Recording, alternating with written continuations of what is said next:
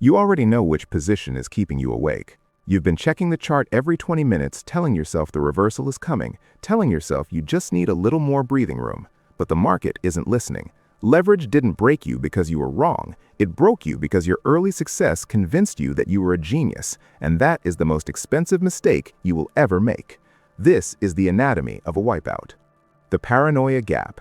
In finance, waiting for a reversal is just a mask for fear. You tell yourself you're being resilient or holding the line.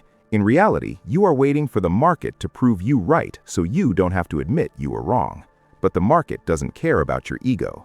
Getting rich requires aggression, but staying rich requires a bordering sense of paranoia.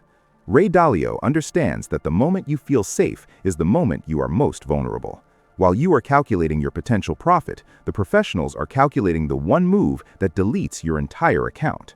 Think about that trade you doubled down on last week. You didn't do it because the data changed. You did it because you couldn't accept the cost of closing the loop.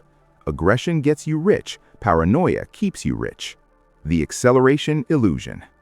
Early success is a false feedback loop. When your first few leveraged trades work, your brain files it as skill. You start increasing your position size and your exposure. You are now running a high-speed racing engine on a bicycle frame. You scaled your capital, but you didn't upgrade your risk model. You're moving faster, which only means you'll hit the wall harder when the move eventually ruptures. By the time a margin call feels obvious, the opportunity to save yourself has already been priced out. The person who moved at 70% certainty, who took the small loss early, is still in the game. You, waiting for 100% certainty that the move has turned, are already a ghost. Timing beats correctness. The survival ratio. Most people look at a 10% move and calculate how much they'll make. The professional looks at that same move and calculates if they will still exist tomorrow. This is the resulting trap. If you took a massive risk and won, you call it a great trade. It wasn't. It was a bad decision with a lucky outcome. If you keep repeating that great trade, the math will eventually settle the debt. There is one specific ratio that separates an investor from a gambler: your survival metric. If a 20% flash crash deletes your account, you aren't investing. You are borrowing a lifestyle from a future that you can't afford. In 60 seconds, I'll show you the exact risk parity framework Dalio uses to ensure no single move can ever kill him. Analysis as refusal. Leverage doesn't kill you slowly. It waits, then it deletes you. You optimized your portfolio for the 99% of days when the market is normal, but you have zero protection for the 1% when it ruptures.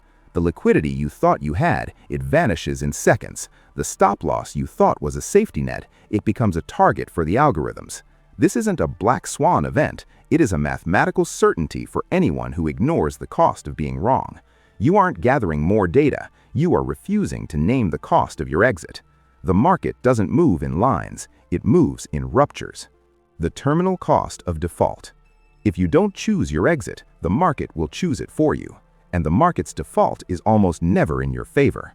Think about that leveraged position you've been monitoring for the last month. You have enough information. You've had it for weeks. What you don't have is the permission to accept the loss. You aren't being patient. You are choosing passively, and passive choices still have owners. The situation will decide if you don't. It already has. Leverage didn't break you. The move you didn't plan for did. MindVerse, subscribe, or let the math decide for you.